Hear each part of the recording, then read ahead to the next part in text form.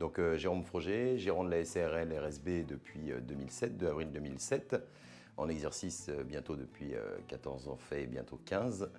Et aujourd'hui, on est assujetti et appelé par des différents syndics de copropriété ou architectes, cabinets d'architectes pour restructurer, renforcer les immeubles parisiens. Donc aujourd'hui, on se retrouve au 9 rue de Lappe, donc un endroit assez historique de Paris, l'un des plus vieux bals dansants créés en 1936.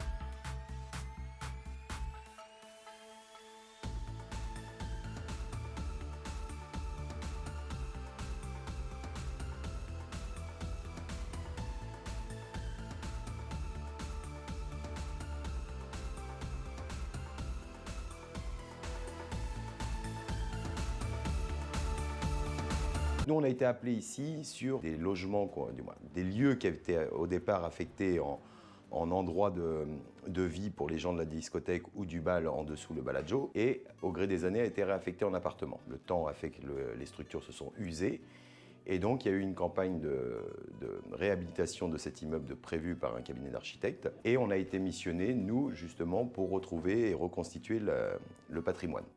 Donc on est arrivé dans un premier temps pour faire des campagnes d'étaiement, de mettre en sécurité. Donc là, au-dessus de ma tête, vous avez toute la partie structure mise en sécurité. On est missionné aujourd'hui par rapport au biais d'une étude structurelle qui nous a missionné de tout découper et de tout reconstituer.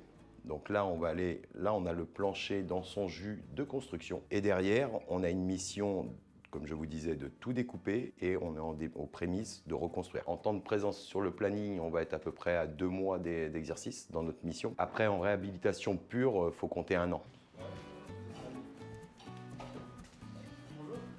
Donc Hakim et Armel, pour te donner quelque chose qui pourrait synthétiser.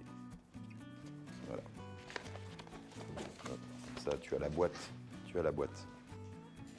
Comment on fonctionne en interne chez RSB, on s'habitue à travailler régulièrement avec les mêmes personnes, donc chacun a ses automatismes en fait. Là, tu as 2 chefs de chantier vraiment ensemble, donc ils savent de quoi ils parlent, ils se complètent vraiment. Donc là, en l'occurrence, Hakim et Armel ont fait toute la partie préliminaire, donc, parce qu'avant il y avait une forêt d'étai aussi pour la bonne mise en sécurité pendant la campagne de démolition.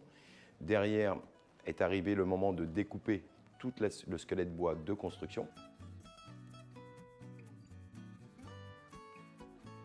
À la suite de ça, on s'est fait accompagner, donc RSB travaille en sous-traitance avec Structuralab, donc qui est un bureau d'études qui a pignon sur rue sur Paris, qui lui nous a créé une structure. Une fois qu'on a eu toute son étude de structure, on a lancé la partie fabrication métallique en fonction de ce qui était défini dans l'étude structurelle.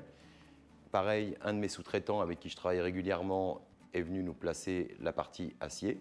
Et donc là maintenant, mes collègues charpentiers, eux, œuvrent sur la partie bois. Donc voilà, jusqu'à reconstituer la fameuse boîte que vous avez devant vous.